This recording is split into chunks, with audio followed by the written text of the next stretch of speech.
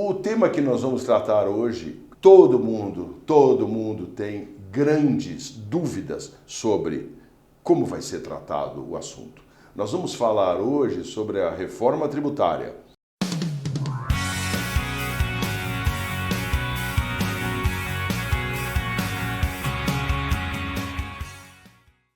O nosso convidado, José Carlos Fernandes Silva, que hoje vai conversar conosco sobre isso. Olá. Carlos, muito bem-vindo. Conte um pouco, antes de mais nada, da sua trajetória profissional, para a gente conversar sobre esse tema que é importante, porque nós queremos, acima de tudo, sempre levar aquilo que nós precisamos discutir, precisamos entender, dirimir dúvidas com os nossos amigos. Muito obrigado pela oportunidade. Na verdade, são mais de 40 anos de experiência profissional como contador. Eu comecei na auditoria, fui auditor da Price. Da Price eu fui para a contabilidade da General Motors, fui contador da General Motors do Brasil durante algum tempo. Fui diretor financeiro e vice-presidente da Companhia Brasileira de Cartuchos, a CBC. E desde alguns anos, desde 2017, a gente está trabalhando juntos na Wave como diretor operacional, em trabalhos especificamente relacionados com tributos. Muito bem, gente. O que a gente precisa entender é assim, Carlos, conceitualmente, o que é a reforma tributária, que obviamente todo mundo acredita que saiba o que é, mas o que tem por trás disso, qual é o objetivo, qual é o foco disso?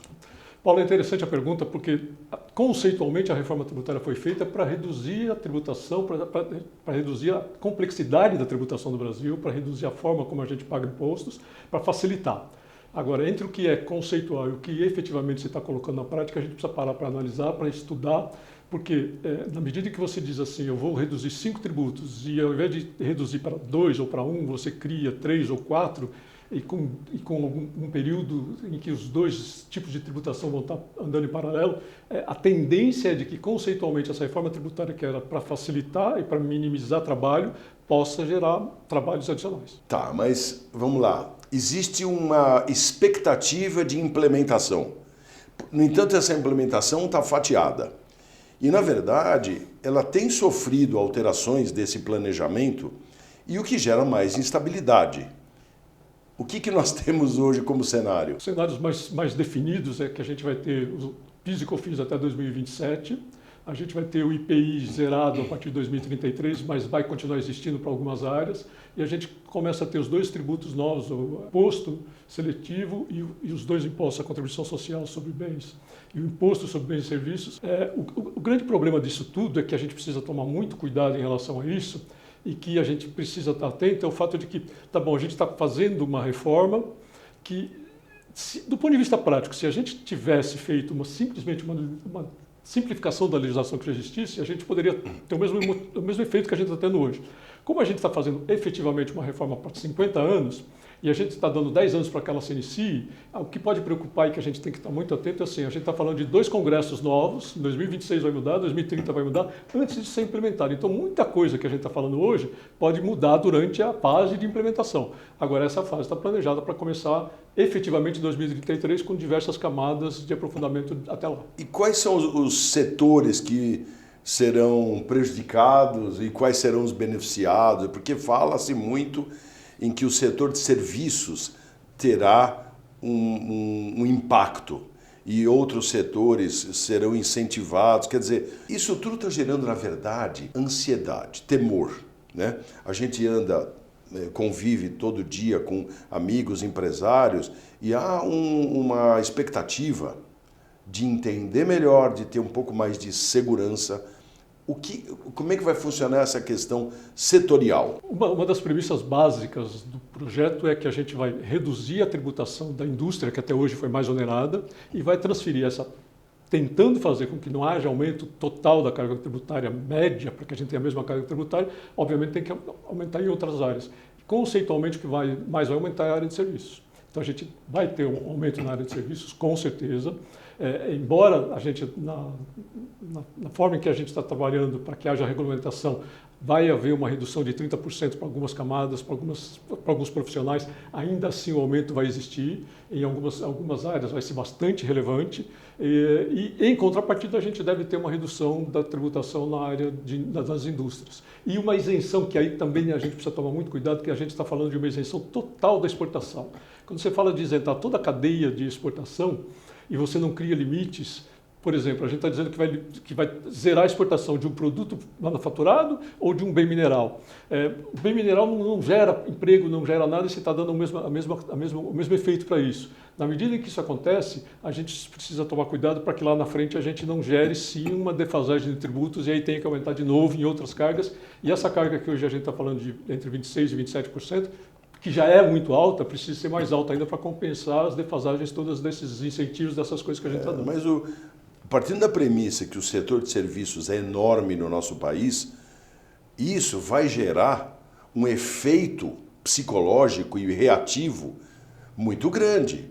Quer dizer, na verdade, hoje se fala, vamos onerar o setor rico, né?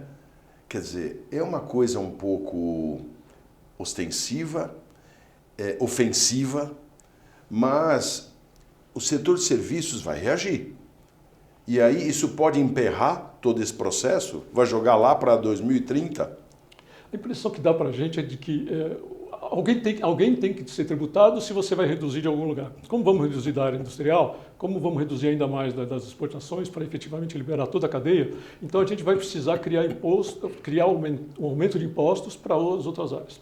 O que efetivamente vai acontecer, a gente ainda não sabe. O que a gente tem que se preocupar é que, e talvez seja um ponto de atenção que a gente tem que tomar desde já, assim, a gente está falando da carga tributária de bens de itens de consumo. Não falamos ainda da reforma patrimonial, dos itens de tributação patrimonial, de outros impostos que também são pagos. Então, tudo isso em conjunto pode sim onerar muito a tributação de certas camadas do Brasil. Ou seja, tem um monte de pegadinha aí. Tem muita pegadinha. Muita. Essas pegadinhas que a gente precisa começar. É interessante porque desde o início, quando você fala, e assim, a maioria das pessoas não tem esse detalhe, mas quando você fala em imposto sobre bens e serviços e diz que ele é estadual, existe uma peculiaridade nisso. O imposto ele só pode ser alterado com 370 dias. Então, o que você faz neste ano só vai poder mudar no ano que vem. E isso é estadual e municipal. Quando você fala que a contribuição sobre bens e serviços é federal, na medida em que você muda uma contribuição social, 90 dias depois está funcionando. Então, até essa agilidade ficou mais para a federação do que para os estados. Toda a reforma está montada de uma forma que a federação tem muito mais poder, vai ter muito mais poder do que os municípios e os estados, que não era para ser no regime federativo. Então, a gente tem essas são algumas das possibilidades que precisam ser cuidadas. Existe claramente alguns estados que vão perder muito de arrecadação. Então, Mato Grosso do Sul, São Paulo, Goiás, o Amazonas até iria perder, mas de uma certa forma se deu um jeito para que o Amazonas criasse um fundo para o Amazonas, isso não vai acontecer. Então, todas essas possibilidades precisam ser vistas e tudo isso precisa ser cuidado antes de que aconteça. Meu amigo, eu vou te falar uma coisa, viu? Isso vai ser muito sério, vai ter reflexos de todas as formas. E aí, Carlos, os nossos amigos, empresários ou as pessoas que nos acompanham precisam saber o que fazer, qual é a sugestão, o que fazer nesse meio tempo. A minha vida profissional me permitiu atuar de duas formas diferentes. Uma em que, quando uma legislação mudava, eu tinha comigo 150, 200 pessoas que pensavam como eu e que precisavam analisar essa coisa enquanto eu era um consultor da Price. E outras épocas em que eu era um executivo e que, quando saía uma legislação, eu olhava para o lado e não tinha ninguém. Só eu estava pensando naquilo que estava mudando.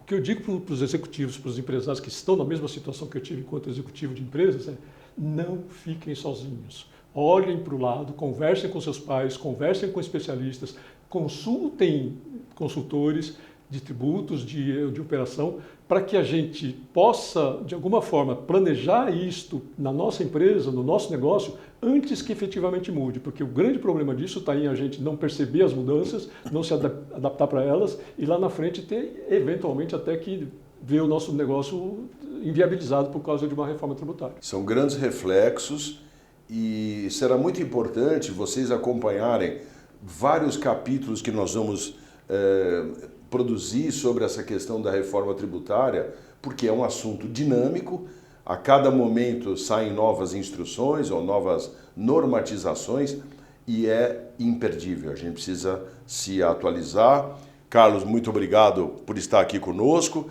Nós teremos uma sequências da presença do Carlos para a gente sempre estar atualizando a todos aqui a respeito do assunto. Estejam sempre no canal WBC conosco. Um grande abraço.